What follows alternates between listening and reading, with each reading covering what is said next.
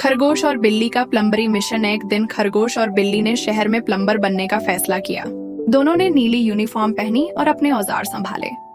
खरगोश के पास रेंच था और बिल्ली के पास पाइप कटर। पहला फोन एक बूढ़ी खाला के घर से आया जिनका नल टपक रहा था।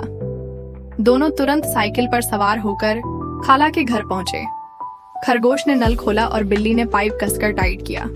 खाला बहुत खुश हुई और उन्हें बिस्किट खिलाए। अगला काम एक होटल में था जहां पानी बह रहा था। बिल्ली ने पानी का वाल्व बंद किया और खरगोश ने नया नल लगाया। होटल के मालिक ने उनकी खूब तारीफ की। दिन भर दोनों शहर भर में काम करते रहे। एक इमारत में तो पाइप बहुत पुराना और टूटा हुआ था। खरगोश सीढ़ी पर चढ़कर पाइप बदला और बिल्ली ने नीचे से मदद की।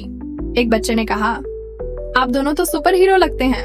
बिल्ली हंसकर बोली, हम तो बस अच्छा काम करना चाहते हैं। शाम को थकान के बावजूद दोनों ने मुस्कुराते हुए चाय पी। शहर वालों ने उनके बारे में सोशल मीडिया पर तारीफी पोस्ट डाली। अगले दिन और भी फोन आने लगे। सब उनके काम से खुश थे। खरगोश ने कहा, हमने तो बस दिल से काम किया है।